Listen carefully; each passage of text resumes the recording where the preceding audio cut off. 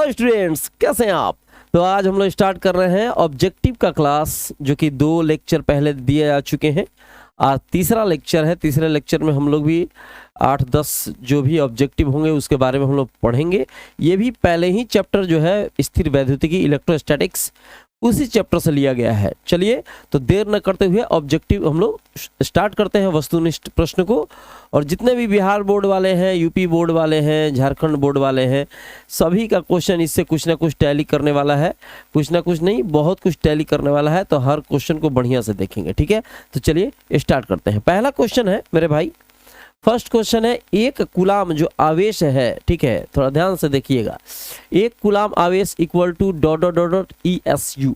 ESU क्या होता है मेरे भाई, थोड़ा सा मैं नीचे भी देखता रहूँगा क्योंकि कभी कभी रिकॉर्डिंग मेरी बंद हो जा रही है, कुछ टेक्निकल प्रॉब्लम है। तो इसके पहले भी मैंने रिकॉर्ड किया था तो रिकॉर्डिंग आधे पर से बंद हो गई थी, ठीक है। तो उसको बार बार देखना पड़ रहा है। तो थोड़ा सा आप लोग ये ना समझें कि भाई नीचे बैच में बच्चा को बैठाया, डिजिटल बोर्ड वहीं लगाया है। डिजिटल बोर्ड अलग है, बच्चों का क्लास जो व्हाइट बोर्ड पे होता है आप लोग देखे हुए हैं।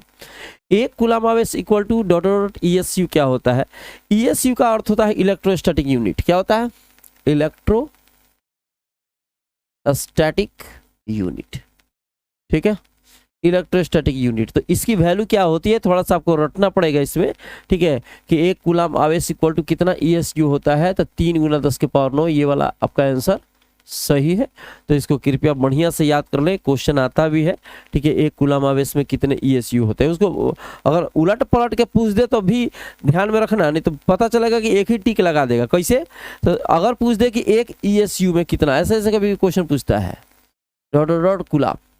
अब इसको उलट दिया और लड़का बस रट्टा मार के गया है, याद करके गया है कि 3 × 10⁹ उसको लिखना है, समझ रहे ना। तो ऐसा तो काम हो जाएगा गड़बड़। जब एक कूलाम में 3 × 10⁹ स्टेट कूलाम होता है, या कहिए कि ESU होता है। स्टेट कूलाम भी, यहाँ पे स्टेट कूलाम भी लिख सकते हैं मेरे भाई। CGS यूनिट पूछता है, ठीक है। तो इसमें ESU पूछे, CGS यूनिट पूछे, दोनों की वैल्यू एक ही होती है। तो अगर पूछ दे कि एक कूलाम में कितना स्टेट कूलाम, तो भी लिख सकते हैं कि 3 × 10⁹ स्टेट कूलाम होता है।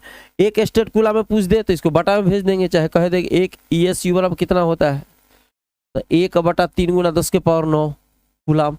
इसको आप चाहे तो ऊपर लेके जा सकते हैं, 10⁹ माइनस में हो जाएगा, 1 से 3 से भाग दे दोगे, जो भी आंसर आएगा वो सही होगा। तो एक ESU बराबर इतना कूलाम और एक कूलाम में इतना ESU, ठीक है। ये मुझे लगता है समझ में आ गया होगा। अगला क्वेश्चन देखते हैं, ध्यान से देखने का, ठीक है। नेक्स्ट क्वेश्चन है, विद्युत क्षेत्र होता है, ठीक है, संरक्षी होता है, असंरक्षी होता है, एक तथा दोनों, मतलब संरक्षी और असंरक्षित दोनों हो सकते हैं, और इनमें से कोई नहीं। तो ये पहला वाला आंसर सही है। विद्युत क्षेत्र जो होता है एक संरक्षी होता है, मतलब सुरक्षित होता है, वो जहां भी रहेगा कंजर्वेटिव रहेगा, ठीक है। आगे चलते हैं, इनमें से कौन सी राशियां अदिश राशि। बहुत छोटा वीडियो बनने वाला है, ठीक है। मुझे लगता है 10 या 15 मिनट में ये क्लासेस जो है खत्म हो जाएगा, ठीक है। इनमें से कौन सी राशियां अदिश है। अदिश और सदिश के बारे में आप लोगों को खूब बढ़िया से पता है, ठीक है। अदिश राशि क्या होती है भाई, तो अदिश राशि 11th में पढ़ा होगा या 9th क्लास में भी है, जिसमें सिर्फ परिमाण होता है वो अदिश है, और परिमाण के साथ अगर दिशा होता है, ठीक है, परिमाण अब प्लस दिशा, तो उसको कहते हैं सदिश राशि। कौन सी राशि कहते हैं मेरे भाई? सदिश राशि। अब इसमें अदिश की बात हो रही है, मतलब सिर्फ जिसमें परिमाण हो। तो याद करना पड़ेगा कि आवेश भी अदिश राशि है, धारिता भी अदिश राशि है, और विभव भी अदिश राशि होता है। तो इसमें पूछ रहा है कि कौन सी राशियां माने सब, राशि माने एक। तो उपयुक्त सभी, ये जितना का जितना आपको दिखाई दे रही है मेरे भाई, सारा का सारा कौन सी राशि है? अदिश राशि है। तो चौथा आंसर आपका सही होगा। उपयुक्त सभी राशियां जो है एक अदिश राशियों को व्यक्त करती हैं। चलिए आगे चलते हैं, ठीक है। किसी बिंदु पर विद्युत क्षेत्र की तीव्रता होती है। किसी भी बिंदु पर विद्युत क्षेत्र की तीव्रता कितनी होती है उसके बारे में हमको समझना है। तो फॉर्मूला होता है, किसी बिंदु विद्युत क्षेत्र की तीव्रता E = F/Q। इसके पहले भी पहला वाला ऑब्जेक्टिव जो पढ़ाए थे मेरे भाई, उसमें ये क्वेश्चन दूसरे रूप में पूछा गया था। चीज यही था, भाषा बदल दी गई थी। अभी भी वही कह रहा है, किसी बिंदु पर विद्युत क्षेत्र की तीव्रता कितनी होती है, ठीक है। तो विद्युत क्षेत्र की तीव्रता का फॉर्मूला होता है E = F/Q। इसमें ये वाला आंसर आपको सही दिखाई दे रहा है, बाकी सब गलत है, ठीक है। तो E equal to F by Q, ये वाला आंसर आपका सही है, इसका मतलब 2 नंबर होगा। आगे चलते हैं, ठीक है। 6 नंबर, ज़्यादा बहुत बड़ा, मैंने क्या बोला कि 5, 7, 8 मिनट 10 मिनट का वीडियो बनेगा, काम खत्म। मूल आवेश का मान क्या होता है? मूल आवेश क्या होता है? ई, फॉर्मूला बता, इसकी वैल्यू आपको पता है 1.6 × 10⁻⁻19 कूलम, याद रखना चाहिए। तो मूल आवेश की वैल्यू ये होती है। इसमें कौन सा आंसर है? 1.6 × 10⁻19, ये वाला दिख रहा है, ये वाला याद रखना। मौलिक आवेश का है, मूल आवेश का है। इलेक्ट्रॉन पर, किसी इलेक्ट्रॉन पर आवेश की मात्रा इतनी ही होती है, प्रोटॉन पर आवेश की मात्रा इतनी ही होती है। फर्क क्या होता है? इलेक्ट्रॉन में यहाँ माइनस हो जाता है, प्रोटॉन में यहाँ प्लस। ये वाला माइनस फिक्स होता है, माने अगर इलेक्ट्रॉन की बात कहे तो इतना लिख देंगे, और प्रोटॉन की बात कहे तो इतना लिख देंगे। सबकी वैल्यू मेरे भाई फिक्स होती है, ठीक है। तो याद रखना चाहिए, मूल आवेश का जो वैल्यू होता है, जो मान होता है, वो आपका कितना होता है? इतना होता है, ठीक है। तो ये तीसरा नंबर सही है, ठीक है। आगे चलते हैं, अगला क्वेश्चन देखो। किसी हीलियम परमाणु के नाभिक में, जो यह क्वेश्चन है थोड़ा देखिए, किसी हीलियम परमाणु के नाभिक पर विद्युत आवेश कितना होता है? हीलियम परमाणु के नाभिक पर विद्युत आवेश पूछ रहा है, तो आवेश का मान पूछ रहा है, क्यू की वैल्यू बताना है। किसी भी हीलियम परमाणु पर आवेश की वैल्यू पूछ रहा है, मतलब क्यू का मान आपको निकालना है। तो सबसे पहले जानना पड़ेगा एन का मान क्या होता है। क्यों मेरे भाई? फॉर्मूला कौन सा लगाएंगे? Q equal to plus minus N E. आवेश के क्वांटमीकरण का फॉर्मूला लगाएंगे। जब आवेश के क्वांटमीकरण का फॉर्मूला लगाते हैं, ठीक है, तो इसका आंसर उस माध्यम से निकल जाता है। तो कैसे निकलेगा देखते हैं। सबसे पहले हीलियम का हम संख्या जानेंगे। एन यहाँ जो है ये परमाणु संख्या को व्यक्त करता है। तो हीलियम, हाइड्रोजन 1 नंबर पे होता है, हीलियम 2 नंबर पे होता है। हीलियम की परमाणु संख्या 2 होती है, और परमाणुओं की संख्या जितनी होती है वही इलेक्ट्रॉनों की संख्या होती है, नंबर ऑफ इलेक्ट्रॉन्स, ठीक है। जो भी परमाणुओं की संख्या होती है वही इलेक्ट्रॉनों की संख्या होती है। यहाँ हीलियम जो है उसकी परमाणु संख्या 2 होती है, तो इलेक्ट्रॉनों की संख्या उतनी होगी 2। तो यहाँ पे हमने रख दिया 2। और ये उस मूलावेश ई जो है एलिमेंट्री चार्ज है, मूलावेश उसकी वैल्यू कितनी होती है सबको पता है मेरे भाई। तो 16 से 2 में गुना कर दो, 32 10⁻⁻19 कूलम। क्यू की वैल्यू आ गई 3.2 × 10⁻⁻19 कूलम। इतना आपका, इसमें कौन सा आंसर हो गया देख लो तो, 3.2 × 10⁻⁻19, ये वाला 4 नंबर आंसर सही है। 4 नंबर आंसर सही है। जल्दी से जल्दी इसका फेयर करने का, लिखने का, समझने का, ठीक है। अगला क्वेश्चन पे जाने का। 1 कूलम आवेश पर कुल इलेक्ट्रॉनों की मात्रा कितनी होगी? सारा का सारा क्वेश्चन पूछा हुआ है, जो कि मैं बता रहा हूँ। बोर्ड वाला क्वेश्चन है, बार बार क्वेश्चन ये आते हैं और बहुत बार पूछे गए हैं। उन सारे प्रश्नों को मैं बता रहा हूँ। 1 कूलम आवेश पर कुल इलेक्ट्रॉनों की मात्रा कितनी? अब ये पूछ रिया है कि 1 कूलम जो आवेश होएगा उसमें नंबर ऑफ इलेक्ट्रॉन्स कितने, इलेक्ट्रॉन की संख्या कितनी, नंबर ऑफ इलेक्ट्रॉन्स, उसमें इलेक्ट्रॉनों की संख्या कितनी, ठीक है। 1 कूलम आवेश पर कुल इलेक्ट्रॉनों की मात्रा या कहिए कि संख्या कितनी होती है, एन की वैल्यू निकालनी है। क्यों? देखो कूलम लिखा है ना मेरे भाई, तो इसका मतलब हुआ आवेश की वैल्यू दे दी गई है 1 कूलम। फिर से समझो, जहां कूलम लिख दे इसका मतलब हुआ आवेश की वैल्यू दे दी गई है। कितना है? 1 कूलम। क्यू का वैल्यू दे दिया। अब कह रहा है कि इलेक्ट्रॉन की संख्या निकालो, मैंने एन की वैल्यू निकालनी है। क्यू का मान दिया है, एन की वैल्यू निकालनी है। फॉर्मूला अप्लाई करेंगे सूत्र से। सूत्र क्या होता है मेरे भाई? Q equal to plus minus N E. Formula तो अभी बताया था। क्यू की वैल्यू कितनी दे दी गई है? क्यू की वैल्यू 1 है। क्या है? 1 प्लस माइनस एन का एन, और ई की वैल्यू हो जाएगी 1.6 × 10⁻⁻19। फिर से समझ लो, आवेश की वैल्यू दी गई है, तो आवेश की वैल्यू दे दी गई है कितना? क्यू का मान 1, एन का मान निकालना है। क्यू बराबर plus minus N E. Q का मान 1 यहाँ पर रख दिया, एन का एन, और ई का मान 1.6 × 10⁻⁻19। इसको इधर भेजेंगे। जब इधर भेजेंगे तो गुना इधर जाएगा तो भाग हो जाएगा। तो एन इक्वल टू हो जाएगा 1/1.6 × 10⁻⁻19। ये आपका आ गया इतना। इसको क्या करेंगे?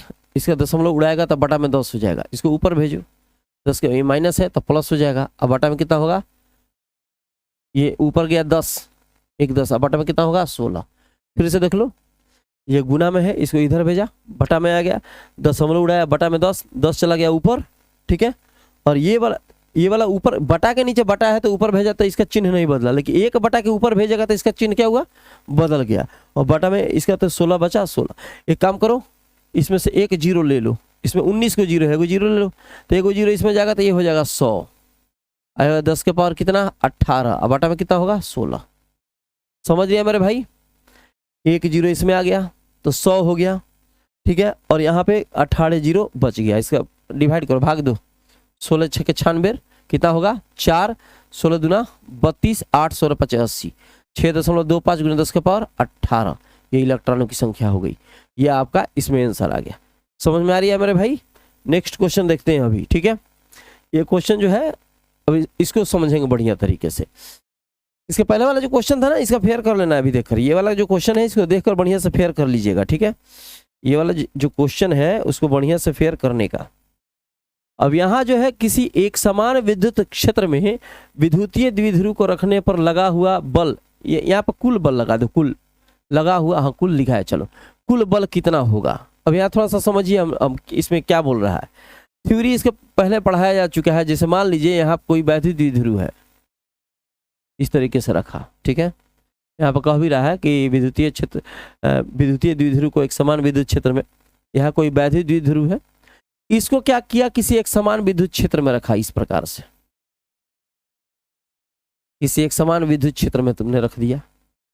वैद्युत द्विध्रुव एक समान विद्युत क्षेत्र में ई में रखा।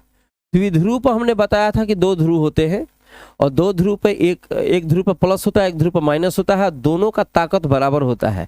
कहने का मतलब है कि यहाँ पे अगर Q ले लोगे प्लस में तो यहाँ माइनस में Q रखना पड़ेगा, तभी द्विध्रुव होगा। अब यानी कि यहाँ 4 वहाँ 3 हो गया, यहाँ 2 वहाँ 6 हो जाएगा। जब यहाँ 6 तो वहाँ पर भी 6, एक प्लस दूसरा माइनस, यहाँ 4 आगे भी 4, लेकिन एक प्लस एक माइनस, यहाँ Q वहाँ पर भी Q, लेकिन एक प्लस दूसरा माइनस।